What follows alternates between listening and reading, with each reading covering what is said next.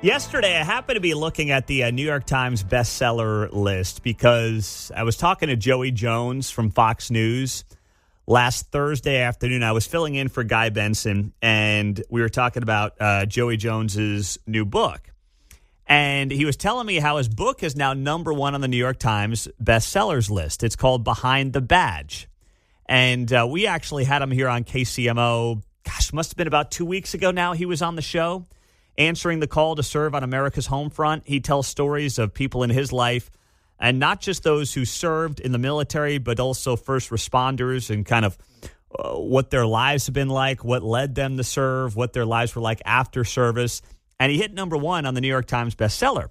So I was looking at it yesterday, seeing if he was still right there at the top of the list, and he was in the nonfiction portion of the New York Times bestseller list. And I just happened to stumble upon book number 3 on that list, which is headlined The Anxious Generation: How the Great Rewiring of Childhood is Causing an Epidemic of Mental Illness. And I had heard of this book, and I think we might have just briefly touched on it weeks ago when it came out, talking about the issue of children, screen time, cell phones, everything else, and the way that especially social media apps and the smartphones are rewiring kids' brains. And then I went down the rabbit hole, and I'm glad I did. I looked up the author of the book. His name is Jonathan Haidt, and he is a social psychologist at New York University Stern. Now, I would imagine he's probably not the biggest fan of maybe our commander-in-chief, who I know I like and many of you like, but this issue is not red or blue. This issue is something that impacts parents and families all over the country. So I started reading some of the stories that he was sharing and some of the data that was backing up what was going on in different parts of not just the country, but the world. And this one stood out to me. A smartphone ban in Dutch schools have improved learning. Bans on smartphones in Dutch schools have improved the learning environment despite initial protests, according to a study commissioned by the government of the Netherlands. National guidelines introduced last January of 24 recommend banning smartphones from classrooms, and almost all the schools have complied. Close to 2/3 of secondary schools ask pupils to leave their phones at home or put them in lockers, while phones are given in at the start of a lesson at 1 in 5. Researchers surveyed 317 secondary school leaders, 313 primary schools, and conducted 12 focus groups. Secondary schools reported that children found it easier to concentrate, 75%. The social environment was better, 59%. And results had improved, 28%. And I know that's happened in some of our Kansas City area schools as well. They've either done this, they're considering doing this. And I've yet to see a school that has banned smartphones that has regretted its decision or has reversed its decision. And we talk a lot about how, the public schooling system right now is not having as successful a result as what they had even just a few years ago prior to COVID. And there's a lot of reasons for that, right? A lot of reasons that involve what's going on the home front that teachers and administrators have no control over. We know what's going on with social media. It's not as simple as much as those of us who want to see a leaner school system would like, it's not as easy as we've got too many administrators. While we do have too many administrators and we don't spend enough money on the classroom, those things are true. It's not the only reason that we're seeing issues in the classrooms. It's just not. There are more distractions than ever. You're having issues when it comes to, parents caring. Nuclear families continue to dwindle in percentage. All these things are adding up to problems when it comes to kids just not learning. And then you factor in and add in the social media and the smartphone, and you've got a total mess on your hands. So I also wanted to share this blog from the same author of this book, The Anxious Generation, that is right now in the top 3 in the New York Times bestseller list. And the book is, the subtitle here is How the Great Rewiring of Childhood is Causing an Epidemic in Mental Illness. And the blog here is written by a parent which was then shared by the authors of the book on Jonathan Haidt's social media yesterday. And if you're a parent with teenage children in particular, I think this is a valuable blog to hear, and I will share it as well on my personal social media feeds, because this is one of those things that I give a lot of thought to, and understanding the dangers of these smartphones, because we deal with them as adults. I mean, there are times when I sit here and I say to myself, whether it's at work or at home, I've got to get away from this thing. And obviously, my brain is fully developed. 13, 14, 15, 16-year-olds, their brains aren't. And these algorithms are attacking them. Yeah, literally attacking them. So here's the blog post that was shared by Jonathan Haidt. It's from a mother named Andrea Davis. She writes here, I'm a mom of 5, and in 2017, our family moved from Illinois to Oregon. Our oldest child was 12. She's the classic oldest child, super responsible, the kind of kid who cleans her room without being asked. In the chaos of moving, my husband and I gave her an old smartphone to help her stay connected with old friends. Now, there's something you should know about our family. I know this sounds strange, but we kept our TV in a closet, pulling it out once a week for family movie night or for special occasions like the Olympics. We worked hard to keep screens from being the focus of family time. This is why it was such a shock when several months after giving our daughter a smartphone, she came home from school, grabbed a bowl of cereal, and started scrolling with one hand while eating with the other. She didn't even look up to talk to me. It used to be, how was your day? But suddenly, this phone was more important than our daily chat.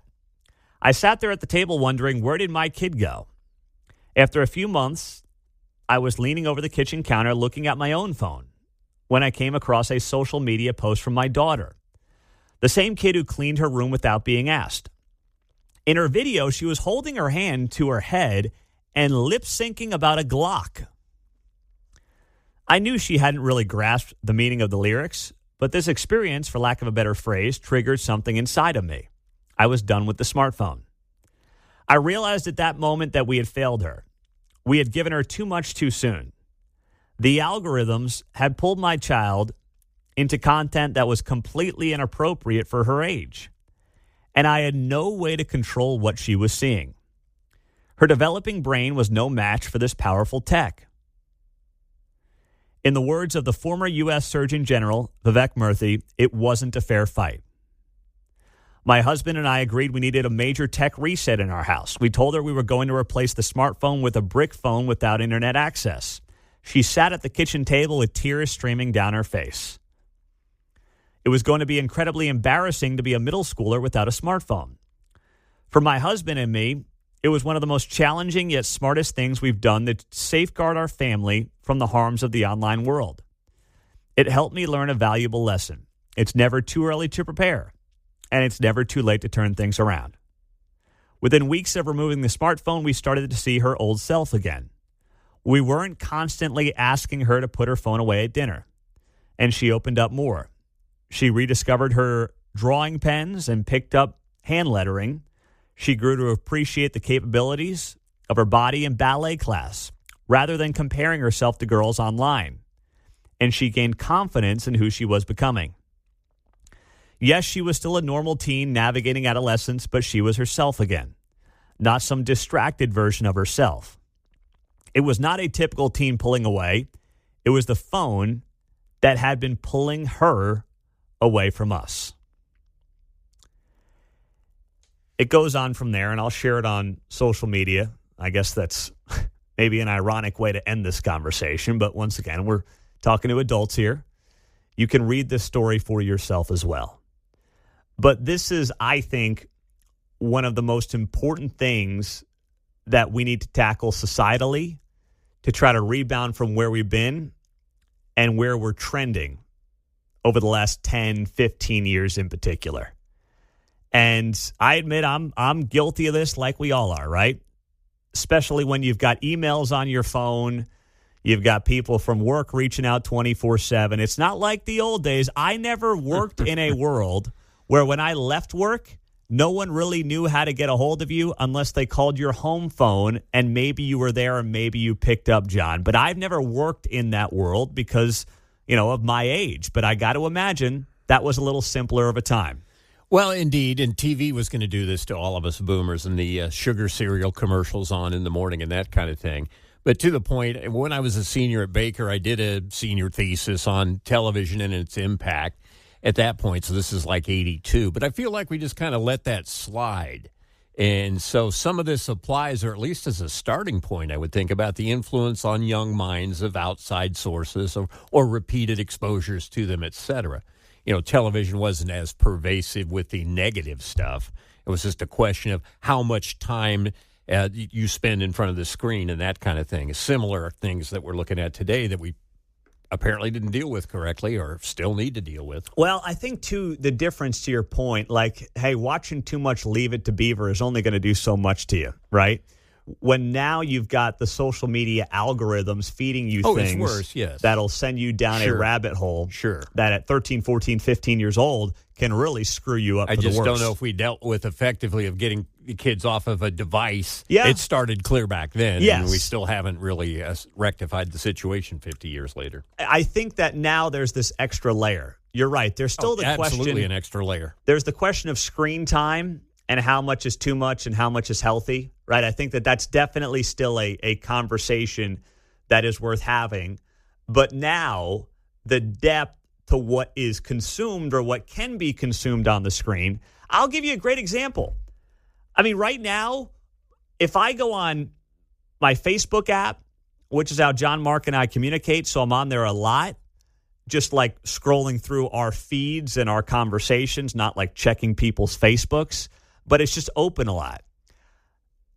As someone who cares about what my lawn looks like, my reels that I get fed are all these lawn nuts and all these lawn nerds talking about how they get these perfect lawns. Because once you start digging into the algorithm, they just keep feeding it to you, man. It's crazy. And then you feel bad about your lawn. Yeah, exactly. Now I'm lawn envy. Yeah, I get major lawn envy seeing these guys. And now I get every tip in the book, and I don't know which one to go ahead with. So they just feed you what you start consuming. And if you go down to a bad place, if you're 13, 14, 15 years old, there's no digging you out. Mike and Olathe, what's up, Mike? Hey, dude, just a case in point. As a teacher who left teaching in 85, as a teacher at Derby Senior High, and head baseball coach, my biggest problem there with kids and the biggest issue was this new thing called MTV and Madonna videos and things of that nature, Deborah Harry. So I had to warn them against spending too much time in that. And then I come back to teaching 40 years later, and the contrast is stark. And this person that wrote about it is exactly right. They need to just stop. Don't let them cross the threshold. Don't let them bring them in the building. It really is. It was a different awakening for me. And you had to become tolerant, and you have to teach a whole different way to teach around that. I remember 85 going, hey, listen, MTV's new. Just be careful what you watch and all that other stuff. Parents used to send me notes saying, thank you for being our support. And I said, no worries. But now, what a difference 40 years makes. Oh, gosh, that's something, Mike. And I don't have any sympathy for the parents who are like, well, I've got to find out and worry about my kid. I want to connect with my kid all day, every day. You know what? Then homeschool them. I don't know what to tell you. Like the smartphone device, it's not like the old days with the flip phone or whatever it might have been, which I had one of those back in the day. I know we all did. But this is a completely different device than just being a phone. Phone is almost secondary to what it really is. It's a computer. In your hand all day, every day. 913-408-7957. That's how you join us on KCMO Talk Radio 95.7 FM. We are streaming, as always, on the KCMO Talk Radio app. Devices in schools, they're getting a lot of attention. I just stumbled upon a New York Times bestseller that is right now leading the way on this conversation and this topic, and it's called The Anxious Generation. Steve, good morning. What's going on, man? Sorry there, Steve. Go ahead, buddy. My bad. Okay. Several months ago, I basically, we were talking about this on talk radio, and basically I was talking about the idea that they shouldn't allow children to have phones at at 16. I mean, that's a parent's thing to do that. That's the discipline of it. I mean, when I took Psychology 2 class, when we talk about child psychology, they were talking about, and this is the 1980s, and we're talking about PCs. And they said that psychologists say that a child shouldn't be in front of a computer screen for a maximum of 3 hours a day. Now our schools basically have them 8 to 12 hours a day in front of a screen because the teachers don't want to interact and teach. I mean, I think I don't know if it's that as much as it's also just the districts going with the iPads. Like my kindergartner this past year, it wasn't excessive, but they did have use of an iPad once or twice a day for something that was educational. But still, I was like, is this really necessary? And I don't think that was the teacher. I think that's what the district is deciding up the way up the food chain. Yeah, but they interact. The way that our teaching system, I mean, we're going into a different thing, is they should not have children in front of computer screens. And like you were saying about homeschool, I really honestly think that basically parents should be interacting with their children, and doing homeschool and having a blended thing. It's just the idea that parents they're really killing themselves by giving them, a full-blown phone. Mm-hmm. They need a flip phone. Flip phones is all they really need, and they need to start socializing because this is why our suicide rate with teens is up. Mm-hmm. This is why we have kids that would rather sit there, like you said, eating a bowl of cereal and then looking at their flip phone, seeing what's the latest thing. Yeah, you're right. Thank you, Steve. I appreciate it, my man. Brian's in Pleasant Hill. Go ahead, Brian. Brian, what's up, man? I got a minute for you. It's all yours. Yeah, I was just making an observation. You watch the body cam footage like on police officers when they pull someone over, and, they'll be on their phone, not paying any attention, ignoring the police officer. And then, things, they're kind of mild, but as soon as they start to take the phone out of their hand, these kids go wild. And I've heard, it's 5G. I don't know what it is, but there is something going on because it's really strange how it has an effect on them. I mean, it's like they're addicted to a drug. Oh, it is. It is a drug. It's an addiction to a drug, and the drug is doing everything it can to obviously keep you addicted, and it's got AI and some of the brightest people on the planet with these tech wizards and tech honchos trying to make sure that the algorithms keep you addicted. It's doing it to all of us, and our brains as adults can't fully comprehend it. Like I told Kate yesterday, because I do a lot of show prep the night before, so I'm trying to get in here. I put a bow on the show the next morning, but a lot of it gets done the night before. But I'm doing my best now to late in the afternoon, taking this phone and basically hiding it away. Because if not, I'm always thinking I'm missing something work-related, news-related, and I don't want to live that way anymore. I mean, I'm going to have the phone on if there's an emergency at work. If Mark or John or the bosses need me, it'll be on. But it is not going to be in my pocket anymore because it's not healthy. And I think that's something that, we all need to come to that realization of because this thing's going to be the death of all of us.